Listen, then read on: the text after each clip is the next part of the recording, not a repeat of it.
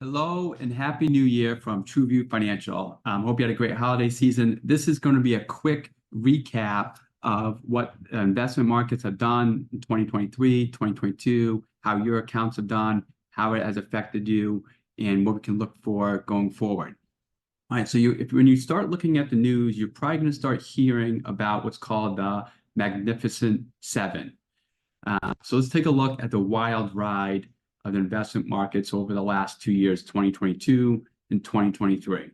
So 2023 was a year of major growth from large technology companies, companies like Apple, Amazon, Microsoft, Tesla, Meta, which is Facebook, and Google, and then big time NVIDIA. So NVIDIA, for example, they started manufacturing all the technology chips, and they had a major increase in their stock price in 2023. So large growth technology companies way outperformed in 2023, and specifically this Magnificent Seven that you're probably going to hear a lot about. But what's really interesting, while those companies did amazing in 2023, those same seven companies in 2022 had major losses. And then most of them are not even back to even after their amazing gains in 2023. So if we look back from 2022, 2023, of these same seven companies, they're all still actually in the negative. So even Tesla had an amazing year in 2023, but when you add in the last 2 years, it's still negative. NVIDIA is the only company that's been positive of those Magnificent Seven.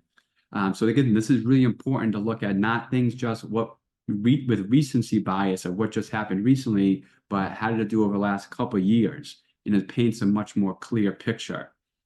One of the other things that's happened in the most recent years is growth companies have outperformed value companies. Now, since 1975, that's happened six times. And 3 of those times are basically since COVID, since 2020. But what's really interesting is when those growth companies outperform, the next month to year, they significantly underperform their counterparts, which are considered value companies. Now, this is really important specifically for you in the way you are invested. So we put together based on academic research, based on Nobel Prize winning theories from people like Eugene Fama, who's considered the father of modern finance. They won a Nobel Prize in 2013.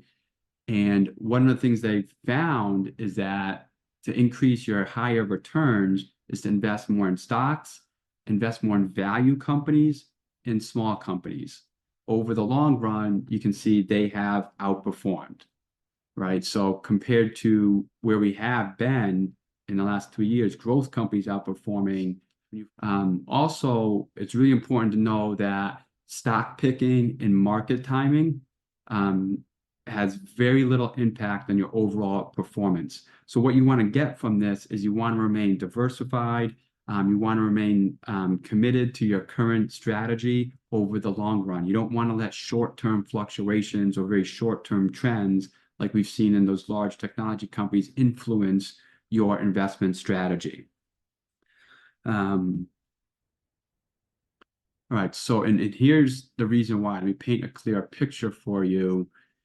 Here is all the major indexes for the stock market. So Dow Jones and S&P 500 are recognized as indexes for the large companies in the United States. NASDAQ is basically technology companies and large companies in the United States.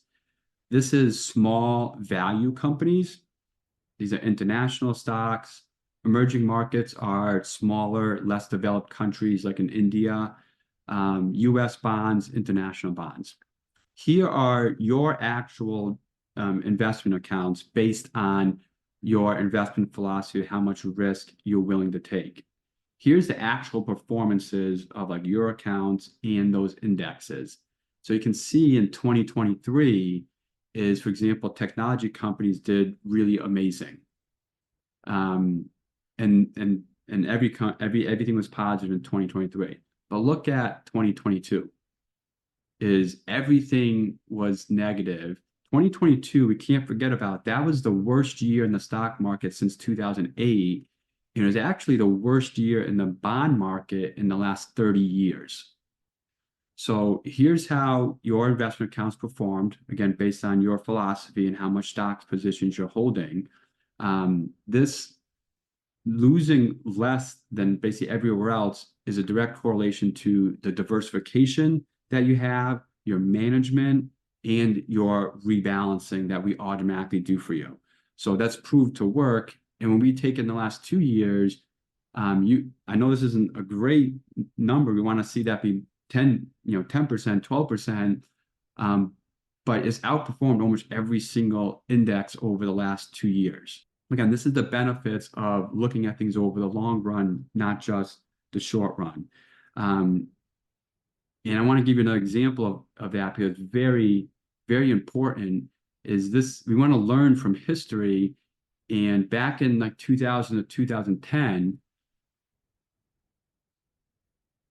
let me just blow this up a little bit. The best stock fund was a CGM Focus Fund. And from 2000 to 2010, it was up more than 18%. That's if you stayed in. Now, again, I'm going to show you why you don't want to market time and why you don't want to follow for the short-term trends. Is over that same time frame, while this fund was up 18% on average per year, the average investor who invested during that same 10-year time frame actually lost 11% per year. So the investment was up 18%, but the average investor actually lost 11%. And that's because they followed the short-term trends. When the investment went way up, everyone got in. When the investment went down, they took the funds out or changed their investment strategy. Then when it went back up, they got back in. So they kept missing the returns. So what I want to share with you is most people do that. You're going to hear a lot about right now people, you got to get in the U.S. Investments. You have to get in large companies. You have to get in technology companies because they perform so well in 2023. Well, on average, when people market time or follow that news that's ever changing, is on average, people are performing significantly less over the long run than the average in the market. So you want to be up here and getting what the market is giving you, not chasing returns, not chasing short-term trends, and things like that.